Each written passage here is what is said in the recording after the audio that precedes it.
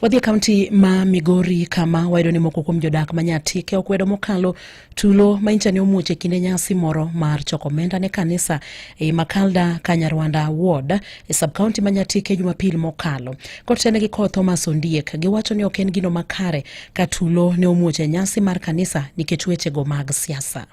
Maduong' mwadagi ni koko matimore e bwo Nyatike gi Kanyarwanda marwani ok wadware kaka jomadongo. Ma jodongo duto mane obedo ka gidhi kwer nyithindo makelo koko nikech midenyo onge tich magiyudo magitiyo gi chiemo go. Koro komigi siling moro 300 to gidhi go. Koro wadagi kaka jodongo ni ok yak timre.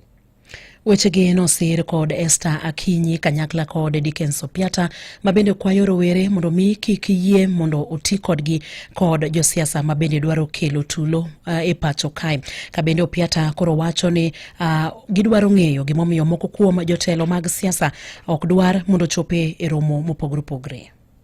Nyithindo makelo koko wadwaro ni mondo sirikal okawani hatua mar nyithindogo. Gik makoro we are witnessing nyisowa ni kama chomeni wachomo kama rache mapok odwaro yudi. Ka kijendegi oloro gate ma jotendwa gi ok nyal donjo. Kanyo wanene aibu kadha owuoke ni jomoko ok nyal donjo to gin elected leaders. Geng'ne leaders moko ketne ageng'a ni ok nyal donjo. Kaka achiel kuomgi Mr. Felix Okwany.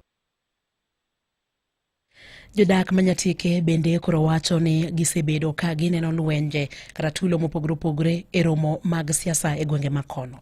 Kendo timbegi ok nyal miyo wabed joma social e yore duto te ma ji timo. Kwero koko ma Nyatike midhiye ka ng'ato dhi arambe koko nyaka bedi.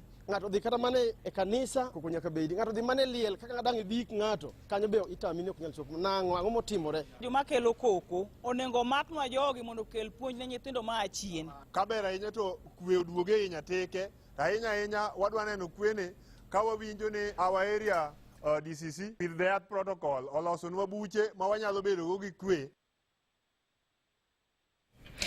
To dhi nyime wayudo kan jatend migawo